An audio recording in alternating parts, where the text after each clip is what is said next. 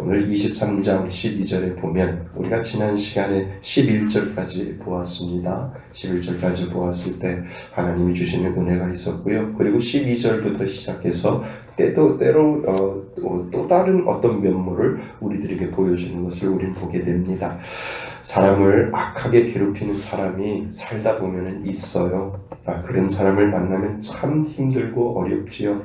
가능하면 그런 사람을 좀 피했으면 하는 생각이 있고 만나지 말았었으면 참 좋겠다 하는 그런 사람이 있어요. 어떻게 사람이 저렇게 악할까라고 하는 그런 사람들이 우리가 인생을 살다 보면 그런 사람들을 몇 번 만나게 되고 어쩌면 지금도 만나고 있는지 모르죠. 그래서 참 저 사람 악하다라고 하는 생각이 들면서도 에이 가능하면 좀 피했으면 좋겠다라고 하는 그런 생각을 우리가 하게 됩니다. 제가 군 생활할 때 군대 얘기해서 죄송하지만 저를 괴롭히는 고참이 있었다고 말씀을 드렸습니다. 밤만 되면 때리고 밤만 되면 술 사오라고 성화에 못 이겨서 그를 죽이고 나도 죽자 그 마음을 100번씩이나 그때 젊은 혈기가 있었으니까 그러한 혈기가 제 마음속에 있었습니다. 그 당시 일병 봉급이라 해봐야 얼마 되겠습니까? 담배 사오라고 하면 담배 사와야 되고 그리고 술 사오라면 술 사와야 되고 어느새 돈은 온데간데 없고 어머니가 보내주신 그 쌈짓돈을 털어서 담배 사오고 술 사올 수 있는 그 마음은 정말 마음속에 얼마나 괴로운지 모릅니다. 하루하루가 괴로웠지요. 저에게 유일한 낙은 군부대의 주일이 되면 군부대 안에 교회가 있는데 그 교회에 가는 것이었습니다. 그리고 그곳에서 지금으로 말하면 군종병 병장이 그곳에 있었지요. 근데 그 병장이 저를 참 많이 위로해 주었습니다. 저는 짝대기가 그때 하나였고 그분은 이제 제대할 때가 되는 짝대기가 4개여서 저를 참 많이 아끼고 잘 대해 주었던 것 같습니다. 그래서 때로는 힘들고 어려워도 그분이 위로해주고 또 만난 것도 준비해주고 그랬죠. 늘 군부대 교회에 가는 날이면 저를 위로해주고 먹을 것을 준비해 주어서 참 저에게는 위로의 장소였고 참 교회만큼 나를 안아주는 곳은 없다 이렇게 생각을 했었습니다. 무엇보다도 감사한 것은 그렇게 저를 괴롭히는 고참을 만나 직접 저를 괴롭히지 말라고 이렇게 이야기를 하고 중재 역할을 해 주었습니다. 그날 밤 더 맞았지요. 왜 가서 떠들고 그러느냐 해서 그날 밤 더 맞았지만 그래도 그 병장에게 얼마나 감사한지요. 그리고 옆에 있는 동기에게 부탁해서 저를 괴롭히는 그 고참에게 감시를 하여 저 김기성 이병 맞지 않게 좀 도와달라고 그렇게 이야기를 했던 것이 기억이 납니다. 그래서 그나마 그분 때문에 많이 편해진 군 생활을 하게 되었습니다. 사람은 가정이나 일터에서 자기가 싫어하는 사람이 있든지 자기를 어렵게 하는 사람이 있으면 굉장히 힘들어하지요. 없었으면 좋겠다. 그래서 살인을 저지르는 것 같기도 합니다. 오늘 바울은 40명이나 되는 사람들이 이 바울을 죽이려고 맹세하며 쫓아가는 모습이 오늘 말씀에 나와 있습니다. 이 가운데 어떻게 하면 하나님 앞에 이 일을 풀어가시는지 우리는 그것을 살펴보려고 합니다.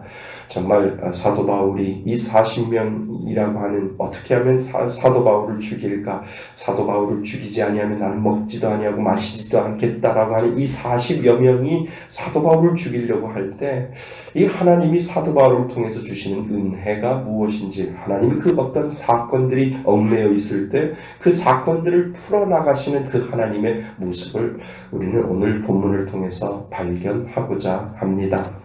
우리가 알고 있듯이 하나님의 계획 앞에서 악한 괴력은 당연히 무너지지요. 그것이 악랄하고 그것이 사악한 것은 드러나 보이고 그리고 하나님은 분명히 그 모든 것들을 다 악한 것들을 제하게 된 것을 우리는 알게 됩니다.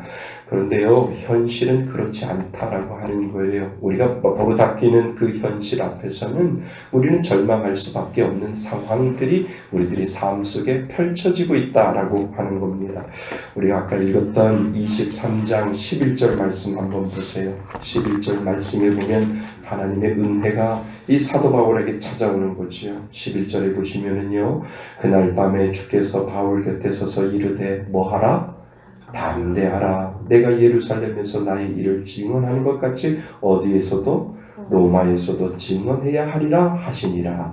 하나님께서 이 사도 바울에게 찾아오셔서 말씀하시는 것이 담대하라, 걱정하지 마라, 내가 너와 함께 하겠다라고 하는 그 의미로 이 사도 바울에게 이야기해 주고 있는 장면입니다. 그런데요, 12절 말씀해 보세요. 전혀 다른 상황이 지금 펼쳐지고 있지요. 12절에 보면 뭐라고 되어 있습니까? 날이 새매 유대인들이 당을 지어 맹세하되 어떻게 해요? 바울을 죽이기 전에는 뭐하지도 아니하고 먹지도 아니하고 마시지도 아니하겠다라고 하는 그 결의를 이 사도 바울만 죽이기만 하면 되겠다라고 하는 사람들이 40여 명이나 되어 있다라고 하는 것을 우리들에게 지금 두 장면을 보여주고 있다라고 하는 겁니다. 그러니까 11절에서 하나님께서는 사도 바울에게 너는 로마로 가서 내 증인이 될 것이니까 너는 담대하라 라고 하나님께서 이 사도 바울에게 이야기했다면, 사도행전 이야기했다면 12절에서는 전혀 다른 상황들이 현실 속에서는 그렇지 아니하는 모습들, 사도 바울을 어떻게 하면 죽일까 하는 그러한 상황들이 12절 말씀 속에 현실 상황 속에서는 그렇지 않다. 이 대치되고 있는 장면을 우리들에게 보여주고 있는 겁니다. 사도행전의 가장 중요한 단어 하나를 찾아본다라고 한다면요, 파레시아라고 하는 이 말이 있습니다. 이 말은 무엇이냐면 담대하라라고 하는 말입니다. 그러니까 성령님이 함께 하시니까, 하나님이 함께 하시니까 너는 걱정하지 말고 담대하라가 이 사도행전의 전체적인 1장부터 흘러내려오는 그 메시지의 의미가 거기에 있다는 거예요. 성령님이 너를 도와주시고 성령님이 너를 지키시고 성령님이 너와 함께 할 거니까 염려하지 말고 담대하라라고 하는 그 의미를 계속해서 사도행전 1장부터 시작해서 성령이 너희와 함께 하니까 걱정하지 마. 그 맥락의 흐름이 사도행전에서 계속해서 흘러내려가고 있다는 거죠. 그러니까 11절에서 담대하라고 하면서, 그러나 그 다음 절에 말하는 12절에 들어가서는 40여 명이 맹세하여 바울을 죽이려고 하는 말씀이 나온다는 거죠. 그때 이것이 완전히 다르다는 겁니다. 하나님은 담대하라고 말씀하셨고 현실 상황은 담대하지 못할 상황을 만들어 놓았다라고 하는 것을 우리가 인생을 살면서 그러한 것들을 많이 느끼지 않습니까? 우리가 하나님 앞에 간절히 기도하면 걱정하지 마, 염려하지 마, 담대해 라고 하는 그 성령의 은혜를 주는데, 눈을 딱 뜨고 밖으로 나가보기만 하면, 만나는 사람들만 보면 그 담대할 조건들이 아무것도 없는 것을 우리들이 두 눈에 보여지는 그러한 현실들, 이 대치 상황들이 우리들의 삶 속에도 분명히 있다라고 하는 겁니다. 여러분, 우리에게도 이런 상황이 분명히 있지요. 아주 다를 때가 있습니다. 하나님은 왜 자꾸 나한테 담대하라고 말씀하시지? 그런데 현실은 이렇지 않은데, 내가 지금 현실은 쫓겨다닐 수밖에 없고 현실은 지금 너무나도 연약한 상황인데 왜 하나님은 내 마음속에 평강의 은혜를 주셔서 담대하라고 이렇게 말씀하시지? 라고 하는 그 질문을 우리들의 신앙생활 속에서도 우리가 하나님 앞에 그렇게 질문하지 않습니까? 여러분, 믿는 사람의 특권은 무엇일까요? 그것은 하나님의 손길을 경험하는 것인 줄 믿습니다. 하나님께서 나를 도우셨다. 하나님께서 나를 건지셨다. 하나님께서 나를 붙들어 주셨다. 하나님께서 나를 회복시켜 주셨다. 하나님께서 나를 갇힌 것 가운데 자유케 해 주셨다. 이 모든 것이 바로 하나님의 복음의 능력인 줄 믿습니다. 그런데 하나님은 미리 그것을 믿음으로 우리들에게 심어준다는 거죠. 하나님 앞에 믿음으로 서고 하나님 앞에 신실하게 서고 하나님 앞에 간절히 기도하는 자에게 현실이 바뀌지 아니해도 이미 우리들에게 하나님이 주시는 그 마음의 평강을 가지고 하나님이 우리들에게 주시는데, 그러면서 하나님이 우리에게 말씀하시는 것이 무엇이냐면, 둘 중에 하나 너 선택해야 되는데 너 뭐를 선택할래? 내가 주는 너의 믿음을 선택할래? 아니면 보이는 현실을 선택할래? 라고 하나님께서 둘 중에 하나, 50대 50인데 너 둘 중에 하나 선택해서 그것을 잡아라 라고 하나님께서 오늘 사는 우리들에게도 분명히 둘 중에 하나를 선택하라라고 말씀하여 주신다라고 하는 겁니다. 머리는요, 내 믿음으로 하나님 알았습니다. 그 믿음으로 나에게 주셨으니까 하나님 믿음으로 나에게 주시는 그 평강의 은혜 잡겠습니다라고 하는데 현실 속에서는 그렇지 않기 때문에 내 믿음은 연약해져서 하나님 상황이 이런데 나보고 어쩌라고요? 라고 할 때가 얼마나 많이 있는지요. 그런데 오늘도 하나님은 우리들에게 그것을 묻고 있다는 거예요. 나는 여전히 너한테 평강의 은혜 주고 걱정하지 마. 내가 해결해 줄게. 라고 하나님께서 말씀하시고 현실은 암울한 그러한 모습들을 보여주면서 둘 중에 하나 선택해. 그 중에 하나 선택하면 너는 믿음으로 사는지 안 사는지 내가 볼 거야. 라고 하나님께서 오늘도 우리들에게 그렇게 시험하신다라고 하는 겁니다. 사랑하는 성도 여러분, 너는 죽는다. 우리들의 현실에서 그렇게 이야기하죠. 너에게 고난이 될 것이다. 우리들의 현실 속에서 이야기하죠. 너는 배고플 거야. 라고 우리들의 현실에서 이야기하고 너는 피하도 돌에 맞을 거야. 넘어져도 뒤로 넘어져도 깨질 거야. 라고 그렇게 이야기할 때가 얼마나 많이 있는지요. 그것이 우리들의 현실입니다. 그러면서 하나님은 물어보는 거지요. 현실이 그렇게 보여도 너의 믿음은 어디에 있느냐? 너의 믿음은 온전히 내가 너에게 처음 심어줬던 그 믿음, 담대하라라고 하는 그 믿음이 너는 여전히 너의 가운데 있느냐? 하나님께서는 그거를 오늘을 사는 우리들에게도 물어보고 계신다는 겁니다. 사랑하는 성도 여러분, 복음에는 능력이 있는 줄 믿습니다. 아무것도 없어도 하나님은 보여주신다는 겁니다. 아무것도 없어도 하나님은 당신의 능력을 믿으라고 오늘도 저와 여러분들에게 말씀하시는 줄 믿습니다. 그러니까 제가 늘 개척할 때 말씀하잖아요. 하나님, 나는 집도 없고 돈도 없습니다. 몸 하나밖에 없습니다. 라고 하니까 자꾸 하나님이 너는 없어도 나는 있다. 너는 없어도 나는 있다. 담대하라. 이 말씀하고 다른 게 없다라는 거죠. 너는 없어도 나는 있다. 그러니 김기성 목사야 담대하라 라고 하나님께서 그렇게 말씀하여 주신다. 현실은 어떻습니까? 50만 원짜리 월세를 매달 갚아야 되고 50만 원씩 월세를 내야 되고 그리고 생활비가 없어서 하나님 밤을 새워 편의점에 가서 하나님 알바를 합니다. 현실은 그렇게 어두운 가운데 있을 때 하나님께서는 여전히 걱정하지 마. 너는 없어도 나는 있다. 네 50만 원 내고 네가 밤새도록 편의점에 가서 알바를 해도 그 현실이 암울해도 네 마음속에 가지고 있는 그 평강의 은혜로 말미암아 너는 끝까지 담대하라. 하나님, 지금은 보이지 않아도 언젠가는 안개가 걷힐 줄 저는 믿습니다. 그 믿음으로 하나님 앞에 간절히 기도하고 하나님 앞에 기도했더니 점점점 하나님은 안개가 걷히듯 당신의 믿음의 은혜, 담대하라라고 하는 그 이유를 하나님께서는 하나하나 가르쳐 주셔서 오늘 여기까지 하나님께서 인도해 주신 줄 믿습니다.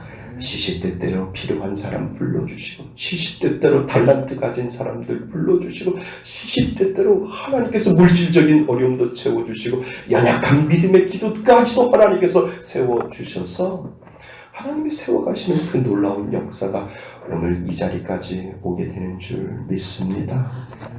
그것이 바로 하나님의 은혜이지요. 오늘도 오늘 본문의 말씀에 보면 이 바울의 현실은 고난이지만 그 고난을 어떻게 이끌어가는지 그 은혜를 경험하게 되는 장면을 하나님께서는 한 줄기 끈을 통해서 우리들에게 보여주고 있는 것을 우리는 보게 됩니다. 하나님이 사도 바울에게 담대하라 이야기해놓고 현실은 40명이 나는 먹지도 않고 마시지도 않고 저 사도 바울을 죽이지 아니하면 나는 먹지도 않고 마시지 않겠다라고 하는 그 현실 속에서 하나님은 은근히 우리 속에서 그 믿음의 끈을 살짝 보여주시는 그 하나님의 은혜가 오늘도 본문 말씀 안에 나와 있다라고 하는 겁니다. 자, 그 끈을 우리 한번 잡을 수 있길 바랍니다. 우리 16절 말씀입니다. 16절입니다. 시작. 바울의 생질이 그들이 매복하여 있다함을 듣고 와서 영내에 들어가 바울에게 알린지라. 아멘. 우연일까요? 아닙니다. 우연은 없습니다. 고난 가운데 하나님의 손길을 늘 가까이 와 있다라고 하는 것을 우리들에게 가르쳐주고 있는데, 사도 바울의 조카가 우연히 그 40여 명이 모여서 작당하는 소리를 우연히 들었다. 그 우연은 뭐예요? 하나님의 필연으로 우리는 알게 되는 거죠. 하나님의 사도 바울의 생지를 하나님이 그 마음을 움직여서 어느 곳에 어느 장소에 있어야 될지를 하나님께서 그 마음을 감동시키고 그 마음을 움직여서 40명이 모여가지고 어떻게 하면 사도 바울을 죽일까라고 하는 그 작당하는 그 장소에 하나님께서 사도 바울의 조카를 통해서 그 이야기를 듣게 만드시는 하나님, 그것이 은혜의 끈이라고 하는 거죠. 우리는 몰라도 하나님 그 은혜의 끈을 놓치지 않냐고 계속해서 우리들에게 그 은혜의 끈을 보여주고 계신다라고 하는, 우리가 미련해서 알지 못하고 우리가 깨닫지 못해서 알지 못하지만 여전히 작업하시는 하나님, 여전히 움직이시는 하나님, 여전히 당신의 손길을 우리들에게 끝까지 펼쳐 보이시는 하나님, 그 하나님이 바로 저와 여러분들의 하나님이신 줄 믿습니다. 그것이 우리 바울을 살리는 은혜가 되었고, 이것이 바울이 그 다음을 예비하며 하나님께 기도하는 계기를 만들어주시는 하나님의 끈을 우리는 놓치지 말아야 된다는 겁니다. 여러분, 우리가 하나님께 늘 신실하기만 하면 하나님은 하나님의 담대함을 주시는 믿음과 그리고 전혀 다른 현실의 상황 속에 대치 속에서 그것을 이어주는 끈을 오늘도 준비해 주시고 계시는 줄 믿습니다. 하나님, 그 은혜를 잡겠습니다. 하나님, 사도 바울이 그렇게 40명이 죽이려고 하는 그 상황 속에서 어떻게 생전에 나오지 않은 그 조카를 등장시켜서 그 조카를 통해서 그 죽일 음모를 그 조카가 듣게 만들어 주시는 그 하나님의 은혜의 끈을 오늘도 우리들에게 보여주실 줄 믿습니다. 그 믿음의 고백을 하나님 앞에 우리가 올려드리는 거지요. 그러니까 여러분, 그런 거 경험하지 않습니까? 전혀 하나님의 은혜가 보이지 않을 때 하나님의 은혜가 하나의 실타래처럼 아주 저 멀리서 정확하지는 않지만 작은 실타래가 보이면서, 이야, 저 실타래가 하나님이 준비하신 은혜의 실타래 였을 거야 라고 하는 그 믿음의 확신을 우리가 살면서 경험할 때가 얼마나 많이 있는지요. 부목사 시절 사택을 비워줘야 하는데 돈이 없잖아요. 어찌하나 가진 돈은 없는데 기도하는 마음으로 이상하게 하나님 앞에 기도하기만 하면 이렇게 편안한 마음을 주시는데, 현실은 전혀 빨리 사택을 비워줘야 하고, 그리고 돈이 있어야 그 사택을 나와서 다른 데를 구할 수 있을 텐데, 기도하면 평안의 마음 주시는데 현실을 눈을 뜨면 아이고 사택을 비워줘야지 이라고 하는 그러한 마음과 두 마음 가운데 있을 때 하나님은 은행을 가게 했지요. 은행을 가서 내 신용으로 돈을 빌릴 수 있겠지라고 하는 한 가닥의 희망을 가지고 우리 은행을 찾아갔습니다. 그랬더니 아니라 다를까 목회자의 신용으로는 돈을 빌릴 수 없다라고 하는 겁니다. 갑자기 깜깜했어요. 이걸 어떻게 하나. 그래도 은행에서 내 신용으로 돈을 좀 한 2천만 원, 3천만 원을 빌려서 월세집이라도 좀 얻어서 나갈 수 있을 텐데 라고 하는 한 가닥의 희망을 가지고, 그래서 하나님이 나에게 이러한 평강의 은혜, 기도만 하면 이 평안의 은혜를 주셨구나 라고 생각해서 담대하게 서류를 준비해서 은행에 가서 제 신용으로 돈을 빌릴 수 있습니까? 라고 했더니 전혀 빌릴 수 없다라고 하는 그 한 가닥의 희망. 뭐지? 하나님이 나에게 주신 이 평강의 은혜는 이게 뭐지? 하나님 분명히 나에게 그래도 내 이름으로, 이 세상에서 내 이름으로 2천만 원 이상은 좀 빌릴 수 있지 않겠는가? 라고 하는 그 자만심, 그 한 가닥의 은혜의 끈을 가지고 갔더니 김기성 목사님 앞으로 빌릴 수 있는 돈은 하나도 없습니다. 이것이 저에게는 절망이었죠. 그런데 은행 직원이 마지막으로 혹시 저희 집사람 주민번호 한 번만 불러달라고 이야기를 합니다. 주민번호를 치더니 저희 집사람이 아르바이트를 하니까 그 아르바이트 돈으로 2천만 원을 빌릴 수 있다 라고 사모님 돈으로 집사람 돈으로 신용으로 2천만 원까지는 빌릴 수 있습니다. 이렇게 이야기를 하게 되지요. 하나님의 은혜는 우리의 계산으로 오는 것이 아니라 하나님의 방법으로 오는 줄 믿습니다. 하나님의 가닥의 은혜의 가닥은 내 계산적으로 이렇게 하면 되겠지라고 하는 것이 아니라 하나님의 은혜는 분명히 오는데 하나님의 은혜는 내 방법이 아니라 내가 교만해질까봐 하나님의 방법으로 하나님의 은혜의 자리를 은혜의 실리를 우리들에게 하나님은 주신다라고 하는 겁니다. 이래서 하나님은 내 마음속에 평강의 은혜를 주신 이유가 나를 통해서 만드는 것이 아니라 전혀 생각하지 않는 사람을 통해서 2천만 원을 전세 대출을 받을 수 있도록 그렇게 하나님께서 준비해 주셨구나라고 하는 것을 그때서야 깨닫게 됩니다. 사랑하는 성도 여러분, 하나님은 믿음과 현실 사이를 이어주는 끈을 오늘도 우리들에게 보여주시는 줄 믿습니다. 믿음은 담대하라고요. 현실은 깜깜한데 그 사이에 우리가 알지 못하는 하나님의 은혜의 끈을 오늘도 우리들에게 준비해 놓아주셨다는 겁니다. 그 은혜를 찾을 수 있기를 바랍니다.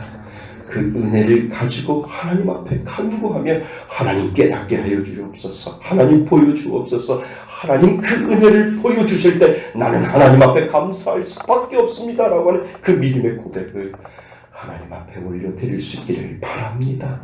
그리고 나서 하나님 할렐루야, 하나님 감사합니다 라고 하는 그 믿음의 고백을 우리는 하나님 앞에 올려드리는 겁니다.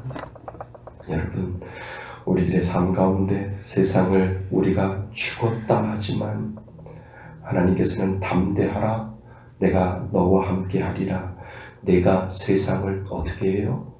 이겨너라, 그렇게 말씀하십니다. 내 안에 있는 그분이 세상에 있는 것보다 크다는 것을 말할 때 이것이 우리들의 신앙이 되는 줄 믿습니다.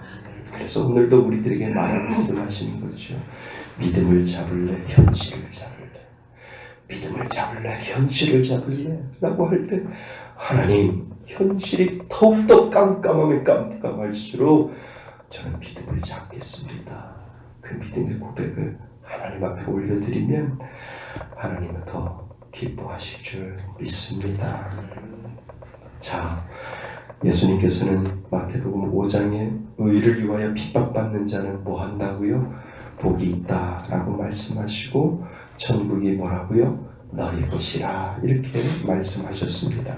하나님의 나라에 대해서 알고 들은 사람과 그리고 그분을 마음속에 소유하고 있는 사람의 삶은 다른 것이지요.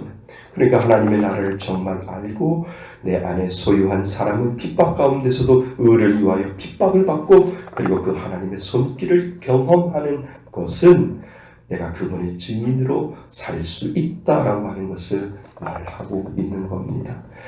오늘 바울은 자기를 고소하고 고발하고자 하는 40여 명이 달려든다 할지라도 그리고 제사장과 그리고 장로들이 반대한다 할지라도 하나님께서 특별한 한 사람을 선택하고 그 사람을 보내주는 또 다른 시를 우리는 은혜의 시를 발견해 볼 수 있습니다. 그것이 17절 말씀인데요. 17절 같이 한번 읽어보겠습니다. 17절입니다. 시작. 바울이 한 백부장을 청하여 이르되 이 청년을 천부장에게로 인도하라. 그에게 무슨 할 말이 있다 하니. 이것을 우리는 그냥 읽을 수 있는데요. 의미를 가지고 읽어보면 하나님이 준비한 또 다른 은혜의 실마리가 그 안에 있다라고 하는 것을 우리는 알게 됩니다. 바울이 한 백부장을 부르지요. 그리고 말합니다. 이 젊은이, 그러니까 자기 조카, 그 조카를 천부장에게 데려가 주세요. 천부장에게 전할 말이 있답니다. 라고 이 백부장, 어느 한 백부장에게 말하는 사도 바울의 모습을 우리는 보게 됩니다. 여러분, 하나님께서 한 백부장, 많은 백부장 중에 그것도 로마를 시민으로서 로마 사람인데 그 한 사람을 하나님께서 준비해 놓으셔서 그 한 사람에게 은혜를 주시고 그 한 사람이 사도 바울의 말을 듣게 만들어 주시는 것을 우리는 보게 됩니다. 전혀 우리가 생각하지 못한 그 백부장 한 사람을 하나님께서 중재자로 그 마음을 감동시켜서 사도 바울의 말을 듣게 하시고 그 사도 바울의 말을 듣고 그 조카를 천부장에게 소개시켜주는 그러한 장면을 우리는 또 보게 되는다는 것이죠. 그러니까 믿음이 있고 현실이 있지만 하나님께서는 계속해서 그 은혜의 끈을 연결시키기 위하여 생지를 붙여주시고 그 생지를 그 천부장을 만나게 하기 위해서 하나님이 그 한 백부장의 마음을 감동시켜서 그 은혜의 끈을 놓지 않게 하나님께서 만들어주시는 장면을 우리는 보게 된다는 겁니다. 그것도 로마 사람 백부장 중에 한 사람을 선택하는 거죠. 그 백부장의 마음을 놓게 하여 그 사도 바울의 조카의 말을 듣게 하시고 바울의 편에 서게끔 한다라고 하는 것은 하나님의 은혜 아니고서는 우리는 설명을 할 수 없습니다. 그런데 우리가 여기서 가장 중요한 것은 무엇이냐 하면 사도 바울의 태도다라고 하는 거예요. 하나님의 위대한 꿈을 가지고 있는 사람이 절대 넘어지지 않는다. 하나님께서 막아놓았다라고 한다면 하나님께서 그 막은 이유를 분명히 가르쳐주시고 그 막은 이유를 통해서 지혜를 통해서 그 모든 것들을 뚫어나갈 수 있는 그 은혜를 주신다라고 하는 거죠.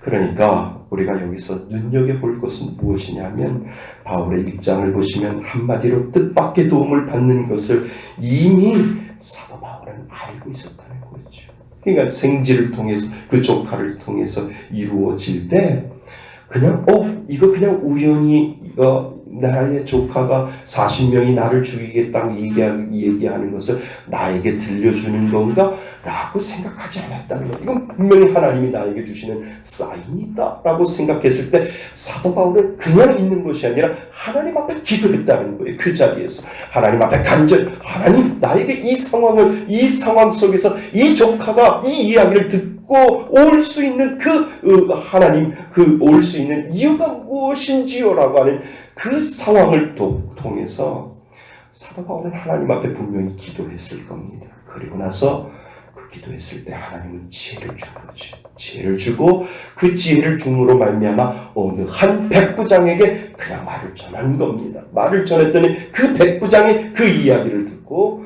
천부장에 가서 사도 바울을 죽이려고 하는 사람들이 40명이나 있습니다라고 하는 그 해결해 나갈 수 있는 지혜를 사도 바울에게 하나님께서 주셨다라고 하는 겁니다.